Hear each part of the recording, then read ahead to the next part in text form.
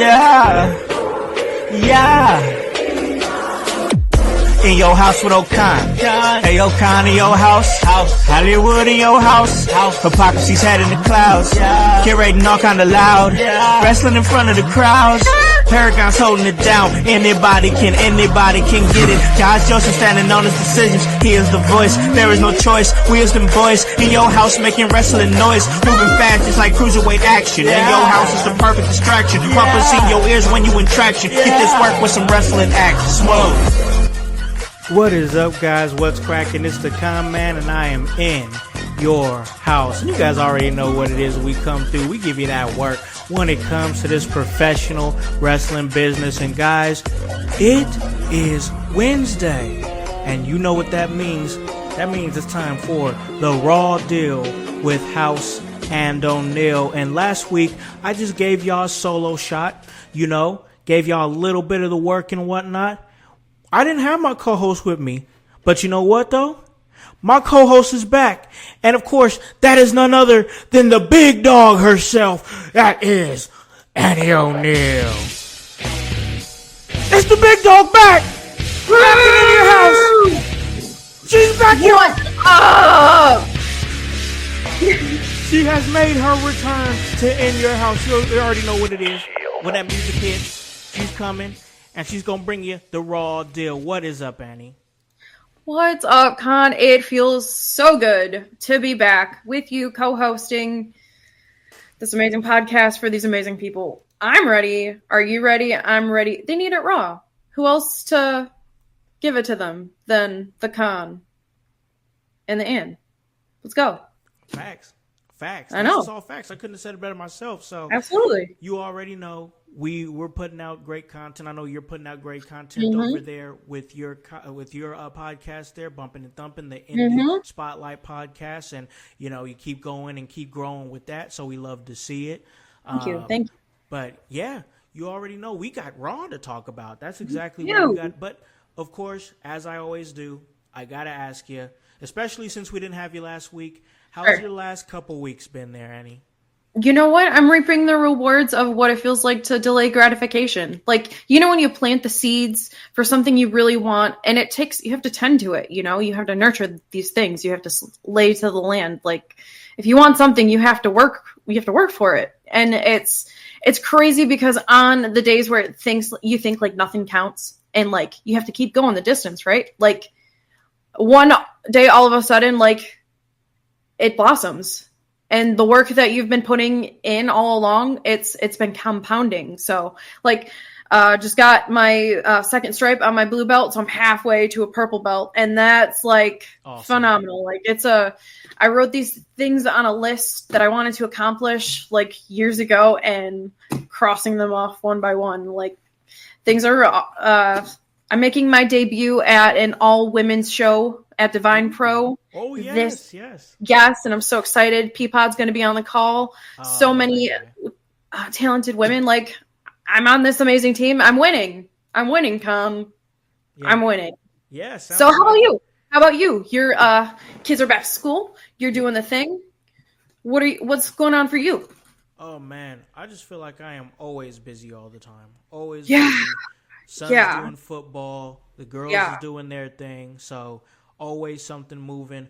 But, of course, if you guys out there know what's going on, we can't say anything too much right now, but I can say that we do have this live on location house party that's going to be coming soon. That's something big that I've been keeping close to my chest, keeping close to our chest here as a team and everything. So remember, guys, September 15th, we're going to be announcing what that is, when that is. September 15th is when we announce it. Also, we welcome the veteran Jack Vaughn to In Your House. He'll be coming and chatting up with us. And what's the veteran gonna have to say? I mean, he's a great professional wrestler in the Indies, former OVW champion, and really famous for his viral videos, his tongue-in-cheek.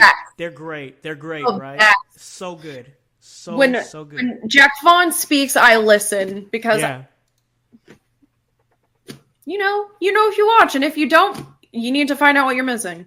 Yeah, for sure. If you follow what he's doing on social media, you know this guy is amazing. He just is. So, I've known Jack for a little bit, but man, seeing what he's been doing just for the last couple of years has been great. So we're gonna welcome him to In Your House, and that'll also be September 15th. And really just doing my thing here. Working, keeping things moving in motion here. Absolutely. Big part of that's just what I do. I just keep things I just try to keep things rolling. Yep, pull strings and try to make things happen. So that's what I'm good at. But it seemed like there was a lot of strings that were pulled on this Monday Night Raw, because I got to say this was a really, really good episode. And it's so funny that you say that, because just the week before last, you were just commenting on how you were wanting things to be pushed along and not how every show needs to be a banger. But like, this is a nice, reviving from that, where we last left off. Yeah, for sure. I agree with that. And it's the truth. Not every episode needs to be a banger, but we started off the night hot, and like what I'm really liking on Monday Night Raw, there's a lot that I like on Monday Night Raw, so it's easy to gush about what's going on. But the continued story of the Judgment Day and the Terror Twins, and that was a story that was told. I really liked the flow of the story that was told throughout the night. Of course, it's part of a bigger story, but I want to start there with Rhea Ripley getting hung up in the rope there during the fight, and how that became a storyline throughout the night. I just thought that whole thing that they crafted for this, just for that specific evening, for that specific episode with her foot, it was masterful to me. It feels like we're watching history shift in the making. Like, the little details that are being embedded in the storylines right now, they're so interesting. Like, there's so much nuance. Like, there's so many different parallels to draw, because that was such a clever and it looked dangerous. It looked like Mommy was on the line. Like, it made Mommy look like she was in trouble. Like, she was, she was defenseless, and she was at the hands of people who just want to tear her apart. So, that's something I really appreciated about this match.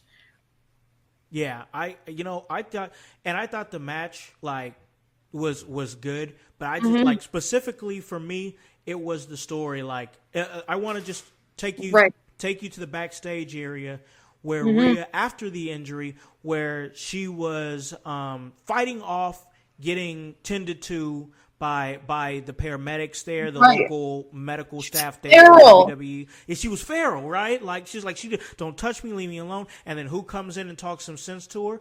Well, it's her Terror Twin, of course. And the only person that can seem to talk any kind of sense into her because of the trust that they have. And I think that's just a great little wrinkle there in the story. She finally let him work on her foot, but it wasn't without a fight. Like you said, she was like a feral beast. And she wouldn't choose it for herself, but when Damien reasoned with her, she was acceptant of the help. And that just speaks to the bond that they have, and it really solidifies them as the unit that they really are. Yeah. Yeah, I like that whole pairing. I just love it. And we know what it led to later on in the night. Of course, there's that talk, there's that talk a little bit with Jey Uso and whatnot, and him wanting to go, to Mommy. So, yeah, you got, And they did, at the end of the night, they yeeted. But I just liked how they pulled him into it, because he's somebody who I feel like is needing something right now, some sort of purpose, and that brought it to him. There's so many cohesive details that were added into this segment. It was really, really awesome. Like you said, they involved, they had the Yeet segment. Yeah, they did. They addressed the Women's World Championship. And, I really like the structure of so many different moving parts while it was being revamped. There were so many things that added on to the continuation of this storyline that makes it so rich, and I really, really, really appreciated that. Yeah, Me too. This is really one of the one of the better storylines that's going down on Monday Night Raw, and that just kind of goes with it because like it doesn't stop there. We know about the injury there to Rhea Ripley and the story that they told throughout the night, which I thought was good. But I got to tell you, another thing that I thought was good, and I think I was inboxing you about it. Actually, yeah, I was. It was American Made versus Alpha Academy.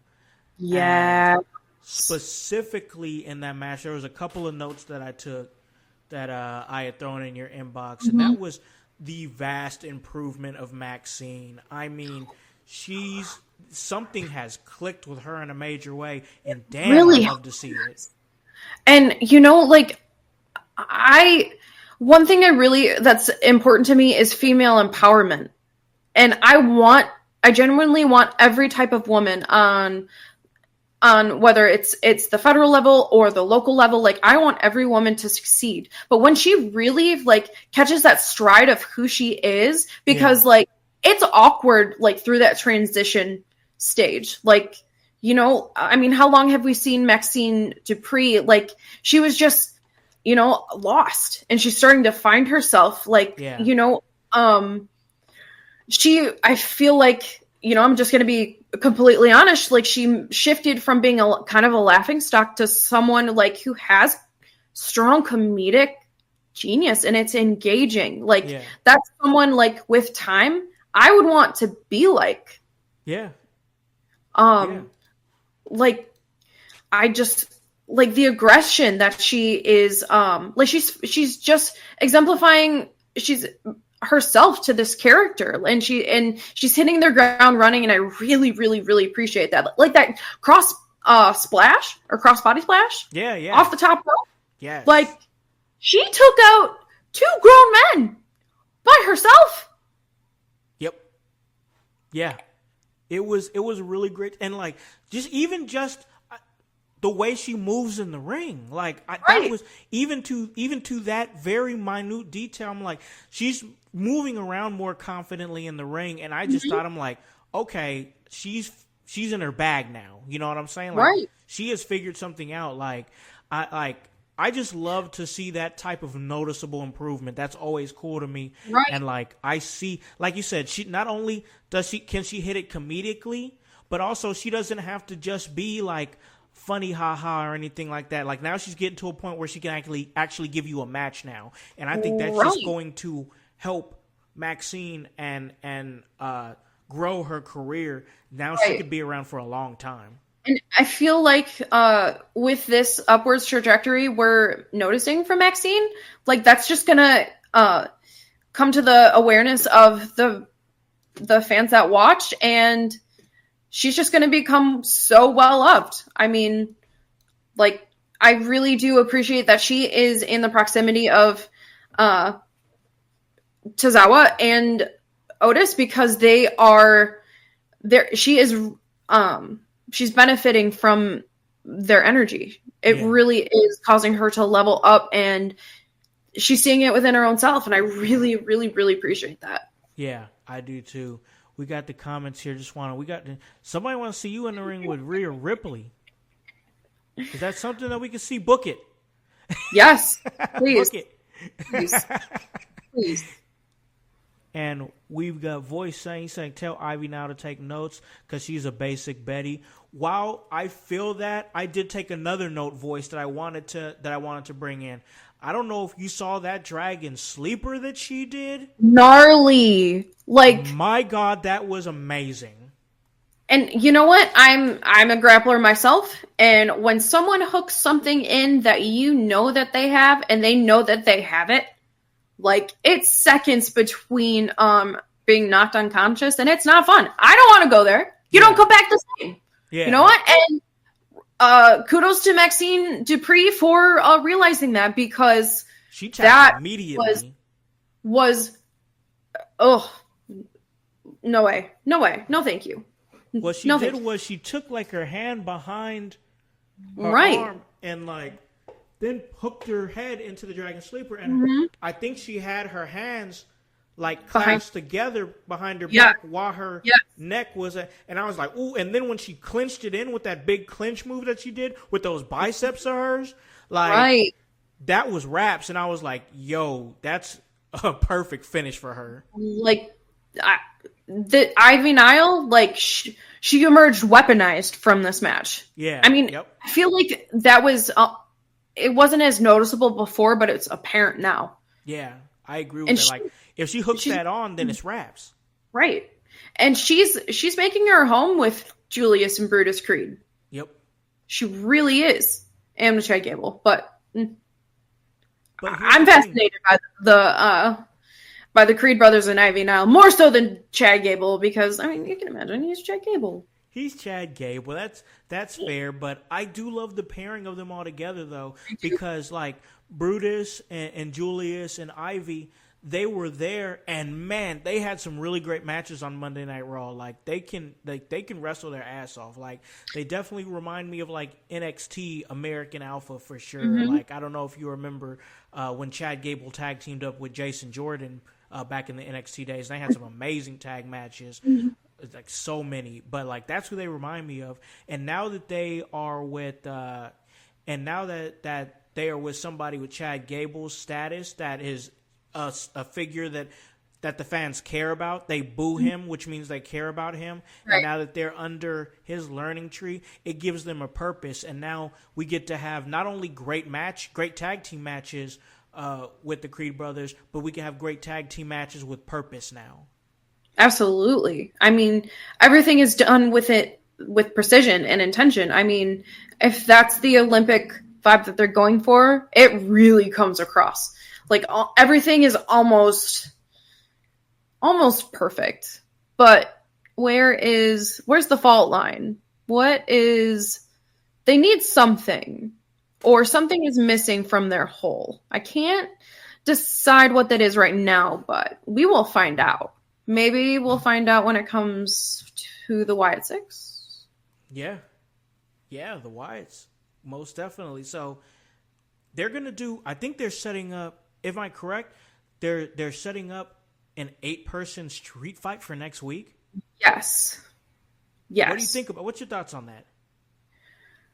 I mean, where else do you go from here? I mean, how many matches have the Wyatt Six and American Made and its adjacents have had this far?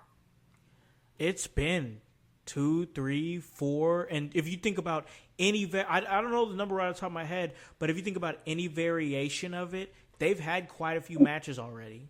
And why don't you think Chad Gable can let this go? Why can't he just let Uncle Howdy and the Wyatt Six do their own, or go their own way? What has changed in Chad Gable's understanding as a human being that he just won't let this go?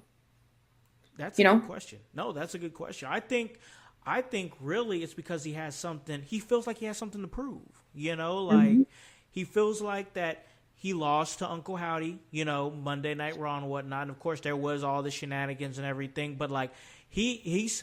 Okay, so for him now, he's doing it for all the people, and he's doing it for America. And I'm like, oh, boy, here we go. Here we go. I rolled my eyes so hard during that bit. Did you? Because I'm like, bro, we don't need any more senseless. America needs to sit down, and we need to figure things out. We need to figure out our own problems before. I was gonna say, say less, bro. You're doing this for you. I know. Yeah, you don't need America's help. You do this because you have free will and you can do it. Exactly. I'm like, we don't listen. We got enough problems going on. We don't need the Wyatts. So I don't know, man. I just feel like, as much as I like the feud, and I think it's gone on. Honestly, if I'm being completely honest here, I'm ready to see them both do something else. I'm ready to see I'm ready to. It's not. I like both stables. Don't get me wrong. I like American Made for what they do. Love the Wyatt Six for what they do. But I think it's getting to a point. I don't know if you blow it off at maybe like Bad Blood or something like that, which we're definitely going to talk more about Bad Blood. Right. But because it's October 5th. October 5th. Yep. Wow. I mean, do we squeeze it out for another month? I feel like.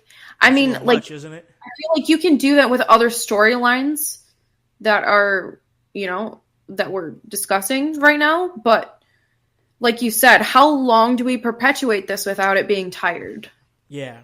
That's the same argument that I had last week on my solo shot when I was talking about CM Punk and Drew McIntyre, and we're definitely gonna get to that. That we're gonna get to that and everything they got going on.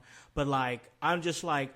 I'm fearing that if those two go past Bad Blood, then people are going to feel like the feud is kind of getting stale. And I personally am ready to see what Punk does next, whether that's Gunther or what Drew does next after that. I still feel like they got one more big match in them, but after that, I kind of want to see them separate. And that's kind of where I'm at with the Wyatts and American Made that's cool that they're feuding together. It's fine. Nothing wrong with it. But now I want to see how do we continue what the Wyatts are doing? You know what I'm saying? Like past this feud.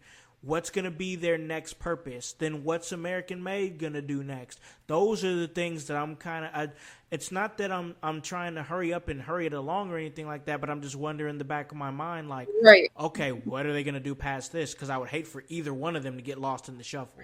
Because I really do feel like time is of the essence, and like if decisions have to be made and they need to be made now, and if it's done incorrectly, it's not going to be good for the Wyatt Six. And I genuinely want them to ascend to the tops of the company. I really, really, really do. But you know, if even just a slight misuse, I fear that they'll lose the momentum that we've really been building for the last 3 months. Yeah, I agree with that because I think, especially at the very beginning of this Wyatt Six situation, a lot of people, including myself, were like, that debut was cool, but how's it going to look next week? Oh, that next week looked cool, but how's it going to look when they get in the ring? Oh, they did all right in the ring, but are they going to be able to? There's always going to be that with the Wyatts because everybody knows that with this being like a spooky type,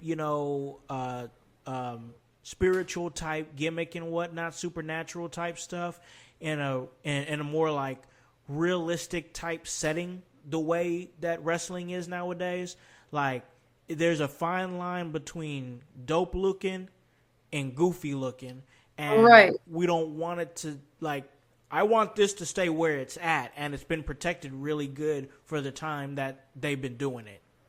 And I mean, we got to consider like what's going on across the world right now. Like there are many things like vying for our attention. There is a certain collective tone that we just see day in and day out. So I don't really know if the supernatural approach has is enough weight for people to be drawn to it right now. I don't know if that type of thing is really accepted. So they got to pull development's got to happen really consistently. You got to keep people enticed, and you have to keep the mystique of what this is. One thing the voice said in the comments here is that he thinks that the American Made needs a win. I agree with that. I said that last week. I think that American Made needs a win over the Wyatts. He says that they need to be humanized with being able to be beat. Yes, they got to take losses. I don't think undefeated streaks are ever a thing that should be sustained in wrestling, because then it becomes a thing, and then it's like, oh, who should beat them? Like, I think that's why we saw like Braun Breaker lose fairly quickly, because they didn't want to put a streak behind them, and I think that was really smart, you know. And the thing is, you want to make American Made look good too. You want to make them look for real, but also on the flip side of things, I think that there needs to be a little adversity at some point for the Wyatts. Like of course they're going through what they're going through with the gimmick and them being a part of Bray Wyatt, and it's it's real deep, it's heavy, and I love it. I keep where it's going, keep that, but like, how are they going to react to things when they're when they're in peril, when they I don't want it to be just a Halloween novelty either, like something that only occurs once and then it's gone, because Wyatt 6 is something very special. Like, for sure. I love the supernatural. I love freaky stuff. I look like a spooky girl today. I just noticed like the color of the leaves changing and it's fall. Like, it is. Happy fall, Con. Happy fall. But love me some fall. But I don't want this to be just limited to that. Yeah. I agree with that. And I feel like there needs to be more segments, more promos, like involving other people, like leading up to a different storyline. Like, what's next? I want to know what's next. Yeah, me too. That's exactly where I'm at. And like, even if we get the characters from the Wyatts, kind of, we know we got a little glimpse of who they are with those Vignet promos that they did leading up to the leading up to their arrival, and a little bit past it too. But like, what if they have individual thoughts and dreams and aspirations and whatnot, and like, then it's kind of like, like, I want to see them get a little bit deeper with what the Wyatt 6 is. Kind of like we knew who everybody in the Judgment Day was, then we learned who everybody in the Bloodline was, and everybody had their own personality and own direct. Like, it's just a group of people who are not the same, but they're together for a similar purpose, and we got a chance to learn each and every character. That's what I want more developed for the Wyatt 6. Especially, like, you brought up a good point. Like, fans have gotten the opportunities to become close to Rhea, to feel the way that she feels. They feel her pain. Yeah. We've known the inner workings of Damian Priest's failures and how it caused him to rise. I want the same character exposition from the Wyatt 6. Me too. And whether it's on its way and I'm just impatient, which is probably true too. I just want it. I want to know. I'm with you on that, because I want to see it too. But I like how they're here's the thing. The biggest difference between watching wrestling now and watching wrestling like 10 or 15 years ago, that is so amazing, is that the person who has the pen, the person who's booking all the stuff, I trust him.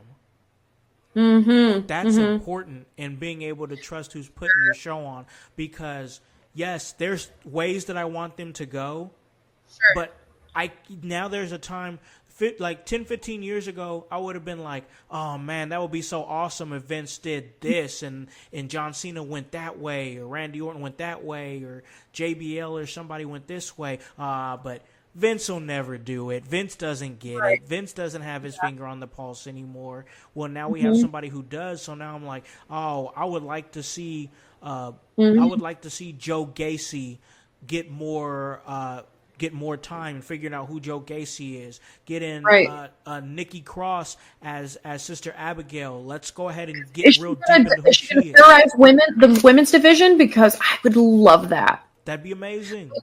The ways that we were first introduced to the Wyatt 6, I want to see how they do it as different branches of the same faction. I want to see it. That'd be fun. Could you imagine splitting them off on the card like the way they've done Judgment Day on Monday Night Raw? Yes. You have those options.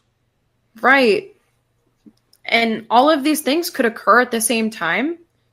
You trust pixies? Oh. I don't think you...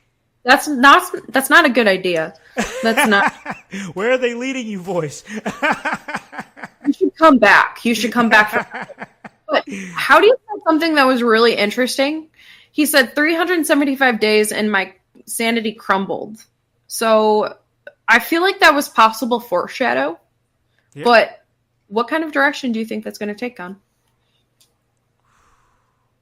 And who said that? Howdy. Ooh, he did. Okay, it's all coming back. So, there's a lot of different. I'm not sure because he was speaking in so many different riddles, and I was taking it in because really I was like, mainly for me, I was studying the way he was saying it.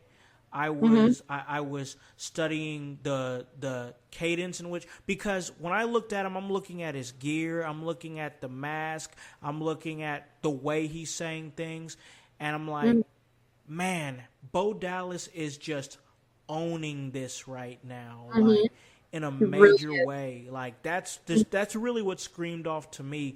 And then once again, it's just so crazy to see this thing actually come to fruition, because you think about it, and it was just a couple weeks ago that, Bray Wyatt had passed away, so it's been a little over a year, which may be what he's referring to, but it's crazy to see this whole thing come to fruition and it be weekly, and we're having this discussion where we're like, hey, this is so good right now, I'd want to see these characters split off across the card. That's mainly what kind of still to this day blows me away about the Wyatt Six, is not only are they doing it, but it's working, and we can have a conversation that they're legitimate enough for us to be like, let's see Nikki Cross go in the women's division. How would that go? That'd be sweet. You know what I'm saying? Because there really are limitless possibilities. Yeah. That's one thing I really do think the White Six have at their advantage. It's the unexpected. What can they do? What will they do? And how far will they go to do it? Yeah, that's what I'm liking, is that all those variables of uncertainty that come into play of what they can do, and that's, to me, that's always been the beauty of stables. Like, I love a good stable, and now we see so many good stables now. So it's going to be interesting to see what happens with this American-made Wyatt Six street fight. I'm interested to see where it goes. But, we talked a little bit earlier as far as guys that I thought needed to be split off. But right now I say no, because Drew McIntyre and CM Punk, yes, my God, we have to talk about that. We'll talk about that. Then we'll take a break. We'll come back. We're gonna do our new segment called Annie, Are You Okay? We're gonna check that out. And but first we have to talk about this segment, because my God, I could not take my eyes off of, from the first Claymore kick on that table that CM Punk took, which was nasty, by the way, and then just breaking the bracelet, shoving it in his mouth. Gruesome. They could not get this man off of him, and even coming back when they had him on the stretcher, he went back for more. Blood's gushing from his mouth. This was just, oh my gosh, because that whole situation was just crazy. I got thoughts on where it's going to go. We're going to talk about it, but what did you think about that entire segment? You know what? I didn't... just Drew McIntyre's range of a person on a spectrum, like, you never know where he truly lies. Like, he is just, I don't know, imbalanced, motivated by, I don't know. Because there are certain weeks where he's cool. Yeah. He's collected. But then what transpired for this version of Drew McIntyre to show up? Because he was ready to gouge out the eyes of the best in the world, CM Punk. So, like, that was some Game of Thrones stuff. Yeah. Drew McIntyre has been, I can spot the influences. Yeah. Yeah. Oh, we got the Lou coming in the chat. He says, Punk and Drew has been great. Ready for what happens in Bad Blood. Thanks for tapping in, bro. Yeah, man. I'll tell you exactly what I think is going to happen at Bad Blood. So there's a note there that I told Annie. I think it was earlier. Maybe it was earlier. Maybe it was yesterday. We were talking about Raw. But Bad Blood is happening on October 5th, and that's going to be in Atlanta, Georgia. And it's great that they're having the Bad Blood pay-per-view. That the Bad Blood pay-per-view now with this time, because I love the Bad Blood pay-per-view. They had it in '97. They had it in 2003. Significance to Georgia. There isn't. There isn't, because this will be the first time. Yeah, this will be the first time that they did it in Georgia. But this 03, 04 they did it. But here's the theme, Annie. Every time they did Bad Blood, they had a Hell in a Cell match. As a matter of fact, Annie, the very first Hell in a Cell match was at Bad Blood in Your House, the Bad Blood in Your House pay-per-view, 1997, October 5th, Undertaker versus Shawn Michaels in a Hell in a Cell match. That was the first ever Hell in a Cell match. And here it is, all these years later, and Bad Blood is on October 5th. Every single Bad Blood event has had a Hell in a Cell match. They're definitely doing Hell in a Cell October 5th. This would definitely be the match to do it. Yeah. Seriously. This is perfect for it. And credit to CM Punk. He looks incredible. Like, he's been hitting the weights. He's been doing the things. And this is the best shape I've ever seen Punk in. He's looking great. He really does. Like, whew. Like, was he ready like that for Mania? I don't think so. He was wearing a suit when he was. But anyway, I thought he died. I thought he died at the end of the segment. Yeah. That's where they're going with it. Where do you think this sent Punk? To the hospital. I mean, when things like this happen, they change us. Yeah. There's going to be retribution to be had. Oh, yeah. You better believe that. The more Punk is left to his own devices, Drew McIntyre knew what he was doing. He knew what he was doing and who he was doing it to, and it's only a matter of time before the pendulum swings in the opposite direction. Because Drew McIntyre will have his reckoning on behalf of CM Punk. The pattern doesn't lie. No, you're absolutely right. And I think that reckoning is coming at Bad Blood in Hell in a Cell. I really do. I think that the writing is on the wall with that. And we got Lou said he's going to be going to that event, so that will be awesome. Yeah, he's there in Georgia. Have a blast, man. I've only seen one Hell in a Cell match, and that was SummerSlam 2008 in Indianapolis, and it was Undertaker versus Edge for the World Heavyweight Championship in Hell in a Cell. It was amazing. So enjoy that, bro. So what do you think the significance of breaking the bracelet apart? What do you think that meant? Oh, I just think it, honestly, you got your bracelet back. I'm going to make sure that you can never get it back, ever. And that right there is going to send Punk over the edge. I mean, when we see Punk come back, he's going to be, like you said, he's going to be hell in a handbag. And it's so funny because at the beginning of the segment, he was like, now that personal is out of the way, it's time to get to business. And, well, it just became even more personal. Yeah. Oh, yeah. So he thought, him being CM Punk, he thought he was pivoting to Gunther, which I thought that was interesting. I'd be like, okay, I could definitely see that happening and that being a really good next opponent for Gunther. And then, boom, we go in this different direction with Drew McIntyre saying, no, I'm not done with you yet. The commentary on this one when Drew McIntyre made his reveal was hilarious. I think with time, the new commentator, he'll fit right in. I like what he's bringing to the table. like Wade Barrett and Joe Tessitore said the same thing but in different ways, and it was just really comical. Yeah. Like Wade Barrett was like, "Who is that?" It's Drew McIntyre in a hoodie. And it's I thought it was priceless. I thought it was priceless. I do like, of course, we're used to the greatness of Michael Cole, and he's going to be going to SmackDown now. Right. I will say I was excited.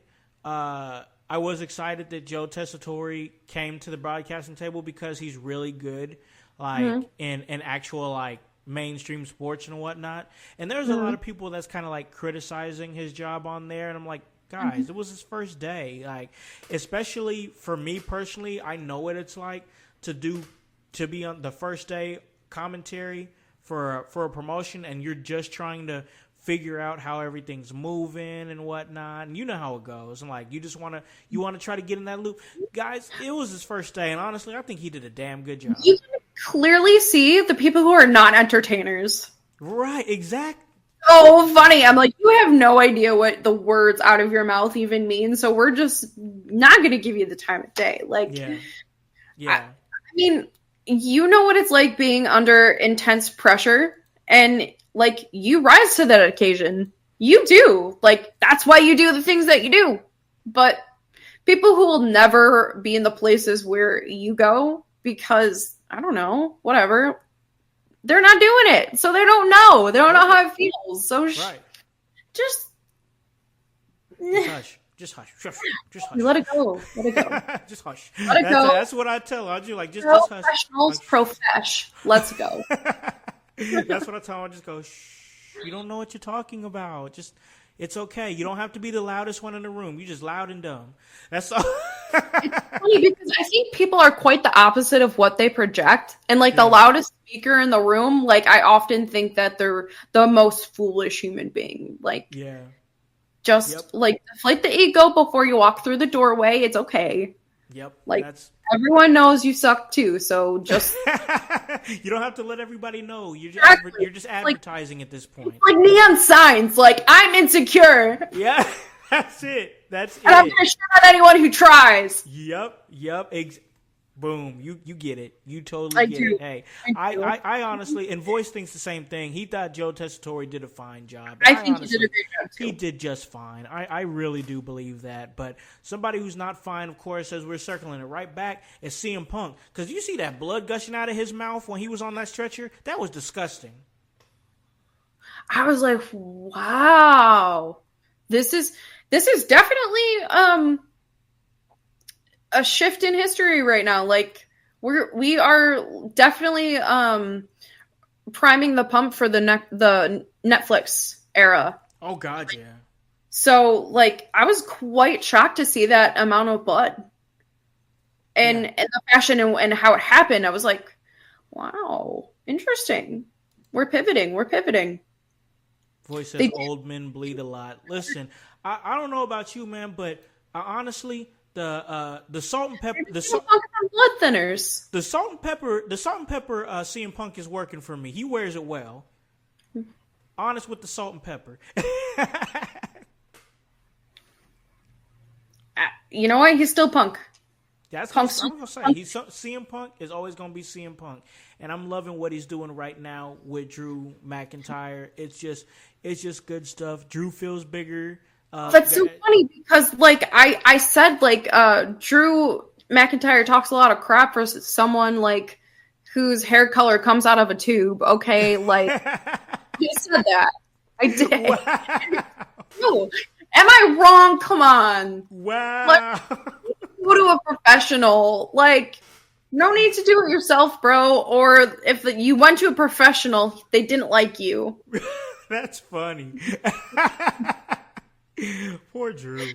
Maybe that's why he's so angry all the time. That man is just mad, just perpetually mad and whooping CM Punk's ass. I do believe that we're leading to a Hell in a Cell match. And honestly, when they do it, it's going to be magical. And what has been magical was this episode here of the Raw Deal with Howse and O'Neil. We're going to keep this going. But first, we got to take a break. Pay a few bills, and when we do come back, we're going to continue to talk Monday Night Raw. We're going to figure out, hey, Annie, are you okay? We'll find out. We'll find out. We will find out on the other side of this break. A-N-I-S. Anus. Bam. 800 points. That's game. It's not how you spell anus. I went to Ivy Tech for 2.5 years, bro. I can spell anus. You know what? I know an expert in this field. I think I know who you're talking about. What are you guys doing? We gotta go play Harvest Fest. I'm in here getting all of our gear, and you guys are here playing Scrabble? Again? You know what, Maddie? You can settle this for us. Yeah. How do you spell anus? I'm not gonna settle another Scrabble discrepancy for you guys. That's the third time this week. Calm down, Maddie. Harvest Fest isn't until September 14th. Gates open at 4 p.m. Yeah. At the Miami Open Air Auditorium. Google for directions. Are you telling me that Harvest Fest X is not until September 14th? Featuring bands such as Fourth Among Midgets, Forgotten Ashes, Tight Like a Tiger, GPD, Resonate, and Patron? September 14th? I'm hungry. Shut up! There's gonna be food at Harvest Fest. The lunch break's coming down, and they're gonna make delicious burgers! I'm not having fun anymore. Fun? You wanna have fun? Well, I got a doozy for you, because the Kokomo Press is coming out, and they're gonna have stand-up comedians. We're talking Sean D., Pierce Clott, Michael Howard, Greg Lindberg, Alexa Eden, Davey Mumaw, Jordan Granger, Jacob Harder, Brian Allen West, and Dan Alton. Say it, don't spray it. Maddie! Bro. Since you put it that way, bro. You know, you're right. You guys... I'm sorry, guys. I shouldn't have blown off the handle like that. Here's how you spell anus. A-N-U-S. Just think about it like I do. The way I remember it, it's an United States, right? So, anyways, I'll see you guys September 14th at Harvest Fest X at the Miami Open Air Auditorium. Google for directions. Bring a tent. I don't get it. In United States.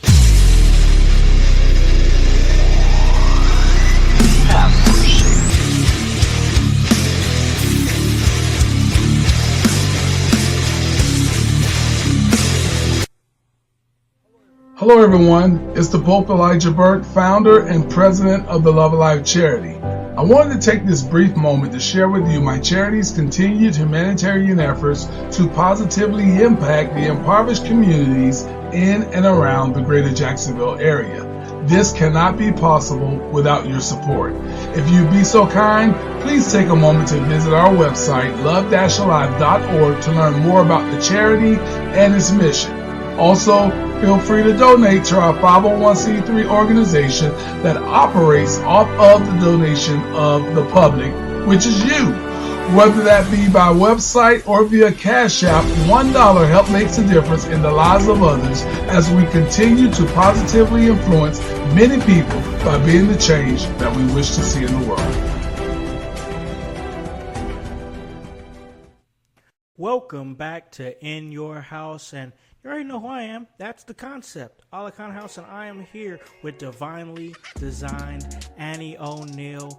And, you know, as she was dubbed earlier in this episode, Annie is indeed the big dog of In Your House. So now it is time for us to get with the big dog and ask the big dog a very important question, because sometimes it's always important to ask the homies, hey, are you okay? And so I'm asking now, Annie, are you okay? What's on your mind? You know what, Con? No. For the next couple minutes, I'm not okay. Oh, okay. What do we got? You know what? I'm tired of people saying that it was Rhea Ripley's fault. Why Dominic Mysterio is the way he is now. You know what? That's what you get for trying to tame a wild spirit like Rhea Ripley. She's not owned. You can't put the genie back in the bottle. Like, that's just impossible. Like, there are consequences when you try and tame that type of energy, and it's going to backfire. And anything that, the trauma that Dominic Mysterio has now, he's complicit in. What many humans can't do is look at themselves in the damn mirror. They can't say, you know what, I'm the problem. They can't see why they manifested the people in their proximity.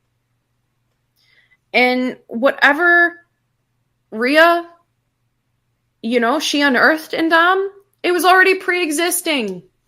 It was there already. So, a lot of men love looking like the victim. They do. But there is this fine difference between being a victim and a survivor. And you decide which one you are at the end of the day. So it's okay that he couldn't handle a woman like Rhea Ripley because he didn't have the balls to do so. And he is not okay, ladies and gentlemen. But I feel a lot better. I've been sleeping with that at night, and I feel so much better. So thank you for asking me if I was okay. Because that's what we do. I feel unburdened, and the spirit is a lot lighter. All right. You know what? With that spirit being a lot lighter, that means we're going to continue this awesome episode of The Raw Deal with Howse and O'Neal. And I have my amazing co-host with me, and that is Annie O'Neal. And I have to tell you something, Annie. Tell me. Let me tell you something a little about myself, okay? Mm-hmm. So I know you know, I got kids, brother got kids. Yes. Know? And when I was younger, when I was a young father, me and my son, we would sit up there. It was when I had first moved out from my mama house. To come to Indianapolis from Ohio, and we ain't have no cable, no nothing like that. All we had was DVDs. That's it. Yeah. DVDs. Been So there. I would sit up there, and I would watch the Intercontinental title DVD with my son over and over again, and watched all the amazing matches from that title. So I say all that to say this, Annie, is that I have a special place in my heart for the Intercontinental Championship. Yes. And I say that to say this. I'm loving this Intercontinental title #1 contenders tournament. I love the structure of love it. I love this. It's been so much good in my eyes. I honestly, one match occurs and I can't wait for the next. I'm on the edge of my seat. And just the people, the contrast in the human being, where they come from, the matchups are phenomenal. Oh, yeah. Dragon Lee, Ilya Dragunov, Dominic Mysterio. Okay, you get two people, they come from same ethnicities, and then Ilya Dragunov, he's Russian. Okay, what are we gonna see? It's interesting. I forget that Dominic Mysterio can wrestle. He can work. He can work. Stop right there. Stay right there, because I love that you said that. I love that you said that, because that speaks to the character that he's developed into. When you can forget that it's hey, this guy can actually wrestle his ass off. You've got something right there. You make them care. And damn, Dominic Mysterio has found a way to make everybody care about what he does. I mean, I think one thing that really speaks to that is the amount of people who hate him. Yeah. Like you said. If you hate him, on some subconscious level, you care. You're invested. Yep. We forget that, that even Dominic Mysterio is this flagrant coward. I put a hex on him this week that anytime he speaks, he suffers the wrath of 1,000 Razor scooters to the ankle bone. Oh, ow. That hurts. Yeah, that was not nice, but it's true.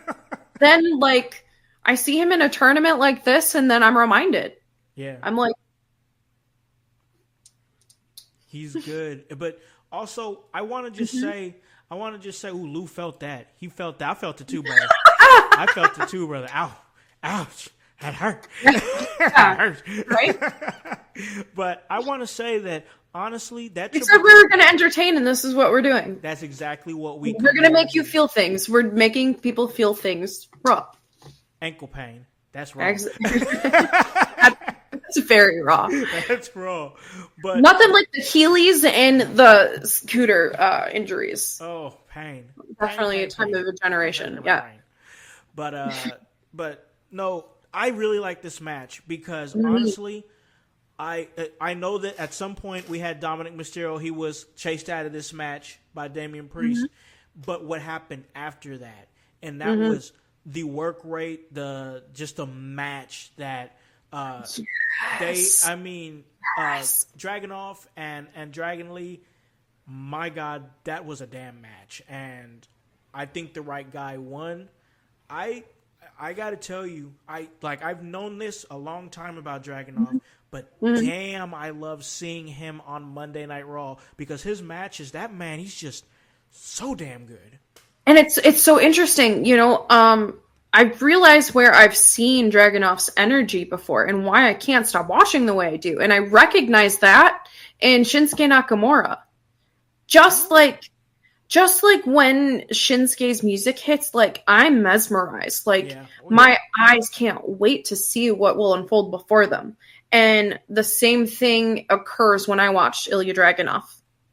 It's just the way he defies physics as grossly and sickly and as precise as he does. Like, he's going to be a once-in-a-lifetime performer. Once in a lifetime. I feel like he is that of the generation he's in now. And I'm just going to say, we said it first on In Your House.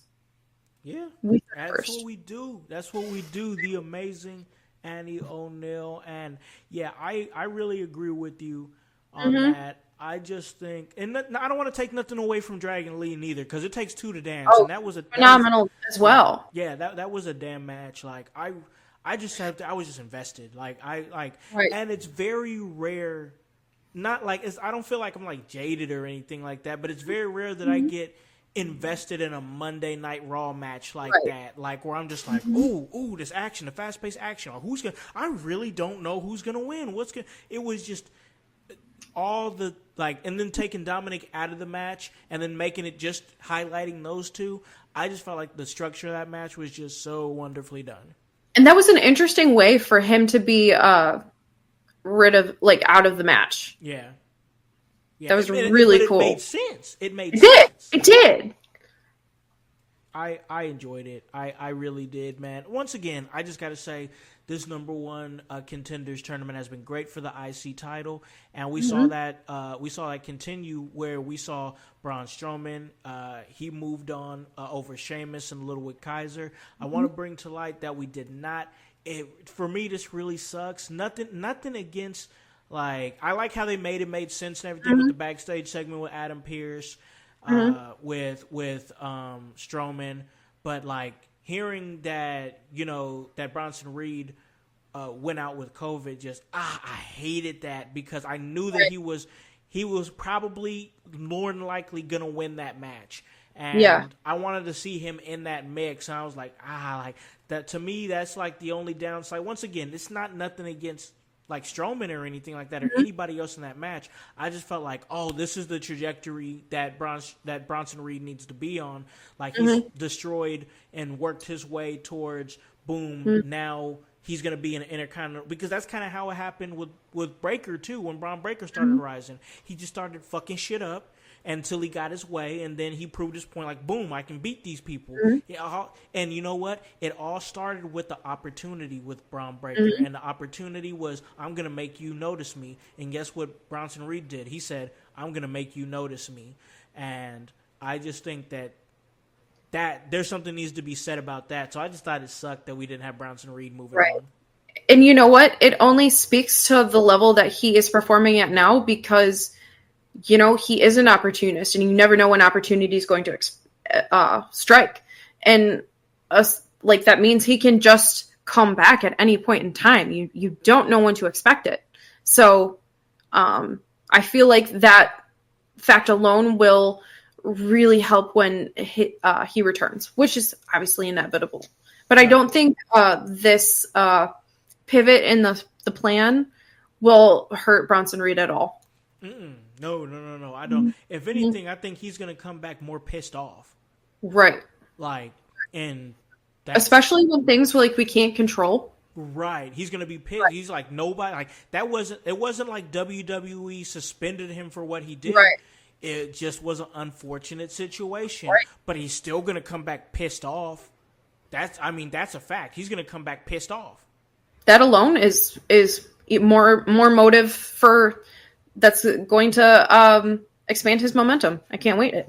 Yeah, I'm excited. I like this. I didn't think about it like this, Voice. The New Age Mark Henry. I didn't think about it like that, but that's an interesting comp right there. I like that.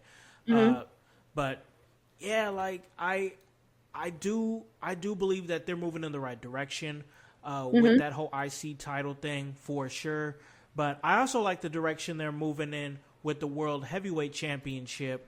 And first off, I just want to say this because I don't think I've said it. Well, I did. Yeah, I think I mentioned it on our Sunday house party where we talked. Where we talked NXT No Mercy, but that Gunther and Randy Orton match, superb. Wow. I knew it was going to be a classic. I knew. It's easily in the running for match of the year. Holy crap. Like, the pacing was just really good. I love the pacing, the strong striking. There wasn't a lot I didn't like about that match. Randy looked great. Like, it's so amazing that, like, you know, I mean, obviously chops can suck, but for that to be like your power move, for someone to be able to make that look like a fatal blow, like, oh my God.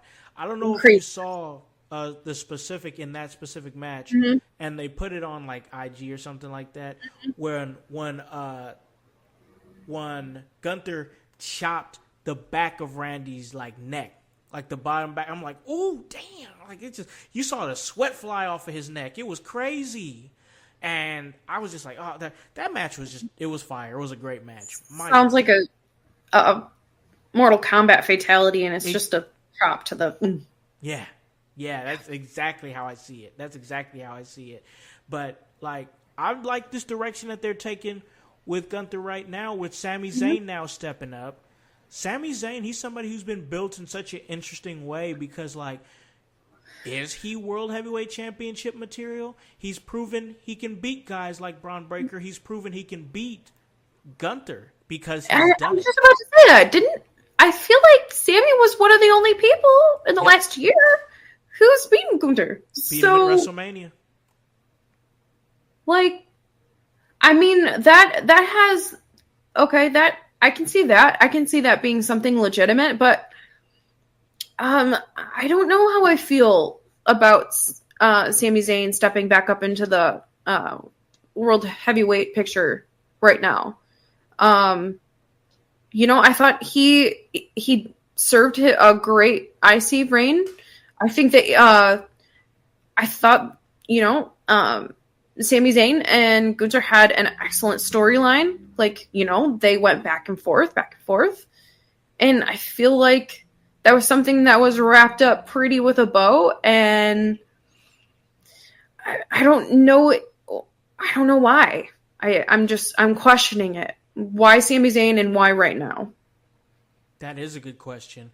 I honestly think, in my mind, they're trying to... So I'm not thinking so much of Sami Zayn. I'm thinking more of, we have to have Gunther have a legitimate, strong-looking reign. We saw the reign that he had as the Intercontinental Champion, and now with this World Heavyweight Championship with Gunther. I've been saying for a while that Gunther is perfect for this specific title because this specific title, while it holds the prestige and whatnot, and it harkens back, so it does call back the history of 2002. This is not a brand new title, or 2003, 2004, where Randy Orton was like one of the last World Heavyweight Championships. Even Randy Orton said in a promo that he was the youngest World Heavyweight Champion, and that title means something to him. So he understands that the history with that championship is still there, even with this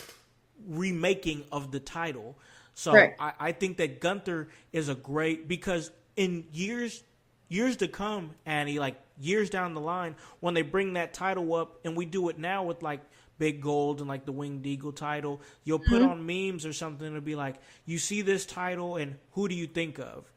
And I think years down the line, when you put that title design on there and you say, you see this title, who do you think of? You're going to say names like Seth Rollins. You're going to say names like Damian Priest. And you're going to say names like Gunther. So that's my thoughts on that. I just think that he's perfect for the title right now. That's what we need.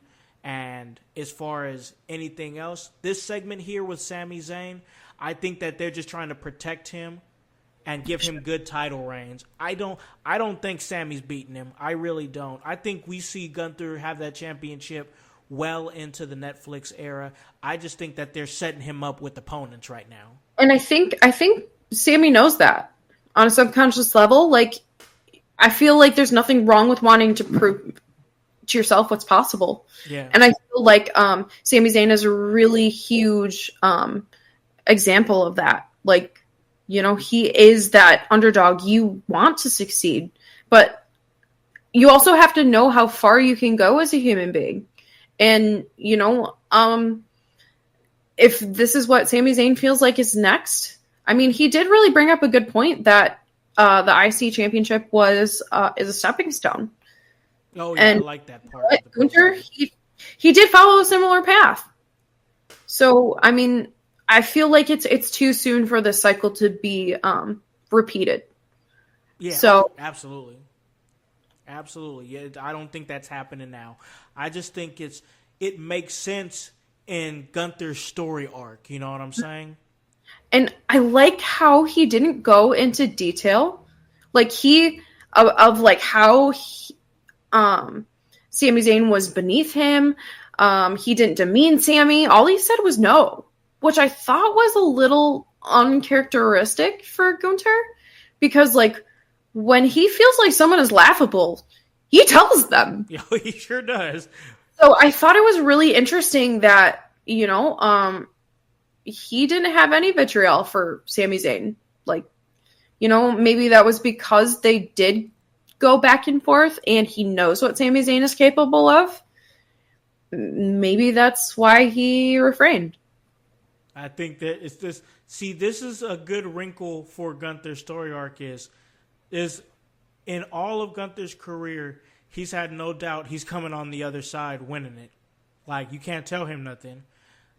The one person who makes him question that, well, the two people who make him question that is Ilya Dragunov and Sami Zayn.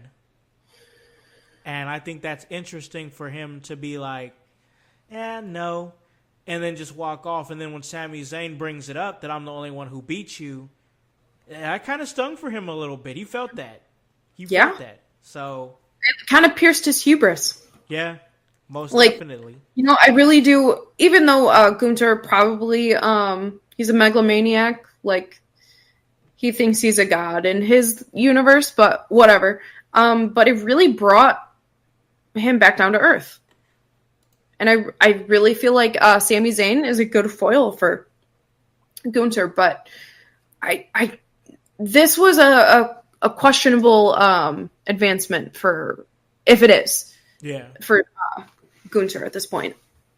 Yeah, I'm gonna see what happens, because I think just like the Wyatts, they're doing a really good job of trying to take care of Gunther. They gave him a great first match, first title defense against Randy Orton in Berlin. That was great. Good stuff. The timing just felt right for all that. And the fans made it feel big. And that's what we want. We love those overseas crowds. But, Americans need to step it up. Yeah, we do. Yeah. I'm saying. I agree. I've been to many shows. This is before the pandemic. I went to many Monday Night Raws or SmackDowns where people were just sitting on their hands. And I'm like, dang, I'd be like the only one in my section going crazy, and it kind of makes you look stupid. You know what I'm saying? Oh, you know what? I feel like one of the criticisms that I'm going to give the fans, I'm going to criticize the fans. Like, they're too hung up on, criticizing everything to sit back and enjoy it. Yep. Like, allow yourself to be entertained. Like, you're not going to be entertained if you hate everything. Yep. That's really, honestly, that's one of the core reasons why I even put this podcast together. Period. You're Mark. You're not. Just have fun. You love it. You just love, and it's okay to have criticisms, but like, just have fun with it. Have fun. Yeah, you're a fan of the core. Come on. Yeah, like if you're here, you gotta have fun. Like, we all want to take wrestling all super seriously and stuff, but the whole reason we here is to have fun and escapism and whatnot. Like just something to get away for a little bit. And it's great. It's cool stuff. It's great to be a part of. And just like it was great to be a part of this specific podcast here with my great co-host. We had the main event there, and we'll just kind of mull that over real quick. I do think that we're leading towards Rhea Ripley and Liv Morgan at Bad Blood with the title on the line. I want to see it. I like that we had Uso having something to do because like he should be on TV. Like I think that's one of the issues is that it's like, oh, what are we really doing with him? But he's already won his way into the Intercontinental Championship situation, the Fatal 4-Way. And he's already kind of building some smoke with Braun Breaker. They talking about, oh, your daddy ain't never beat my daddy. Like that type stuff, which I think is, I like that little wrinkle right there. Mm-hmm. But I just think we need to see Jey Uso on TV. I think we don't want him getting lost in the shuffle because he's super over and he has been doing good work for the company for like the last 4 years and has really got over on his own. Like, I would hate to see him get lost in the shuffle in any kind of way. So, you know the fans react to him. I listen. Like, the live crowd, right? Everyone gets that reaction. No, not everyone. That live crowd. Who else do you think gets that intense reaction? Like Jey Uso? Not many. Yeah, and you have to utilize that while it's working. Like, don't take him off of TV. Like, I know there's a lot. The thing is, Andy, there's a lot of things that's working right now. And that's when there's so many things that are working. It's like, dang, we got to make time for all this stuff, which is a good problem to have. Don't get me wrong. But then you have like talents like Ricochet leaving the company and like, oh, I felt like I was lost in the shuffle, and yada, yada, yada. And that's when that stuff starts to happen. So like you got to be careful and utilize all your tools. Do you think Jey Uso needs to be in another tag team right now? I like him as a singles competitor. Me too. I mean, like, where else could he go? Like maybe New Day. I could see that working.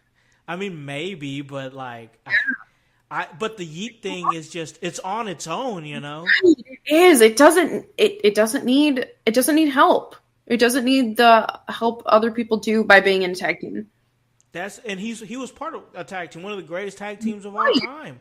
Right. But like, I'm just saying, like, he's at a trajectory right now as a solo that it's like, let this guy have something. Like, I know it's too early to take it off Braun Breaker, that is.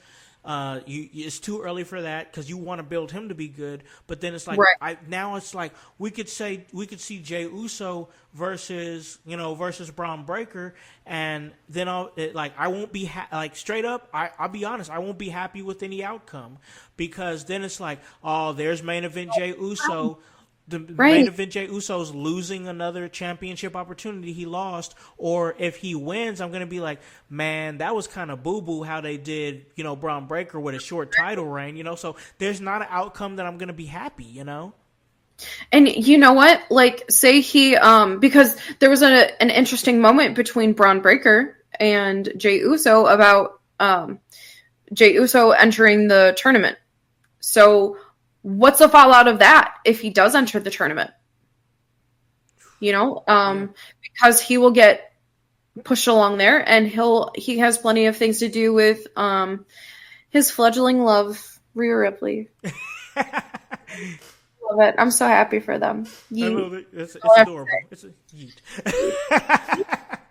We love to see it. We most definitely love to see it, and I was loving talking here on this podcast. This was a great episode. It was great, but we got to ride off into the sunset, call this a really great episode. And when I do that, I have to give my great co-host here an opportunity to plug anything that she wants to plug, upcoming appearances, podcast. I know you do great work there with Bumping and Thumping. Let us know. Well, I have the Anime Assault solo on deck for a recording tomorrow. We'll chop it up, and that'll be dropping next week. This Friday, September 6th, Divine Women's Pro in Michigan. Michigan's only all-women show. We are going to break down barriers and just forge through with the next generation of strong women. Like, I love it, and this feels so sacred to my heart, and I can't wait to lend my voice to something that I love so much. We got Brie Larson versus Storm Gersom. That's going to be fire. I love Storm.